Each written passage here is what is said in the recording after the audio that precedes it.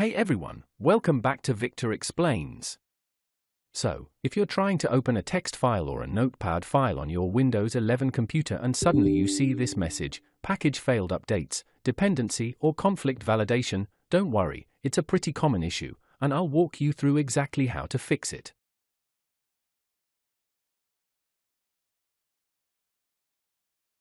When that error message appears, just click OK to close it.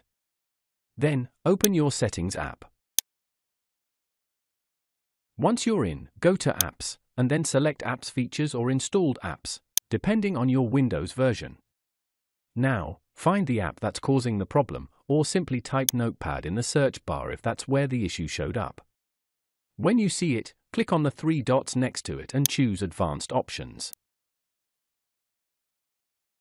Next, scroll down a bit and click Repair. This will attempt to fix any missing or corrupted files without deleting your data. Once that's done, click Reset as well to completely refresh the app and remove any lingering glitches. After that, go ahead and open your text file again. In most cases, the error will be gone, and your Notepad file should open normally, just like before. And that's it, quick and simple. If this method didn't solve it for you, don't worry, I've shared more working solutions in the first pinned comment below, so make sure to check that out. If you found this video helpful, please like and subscribe to our channel, leave comment and share it with others so they can benefit too.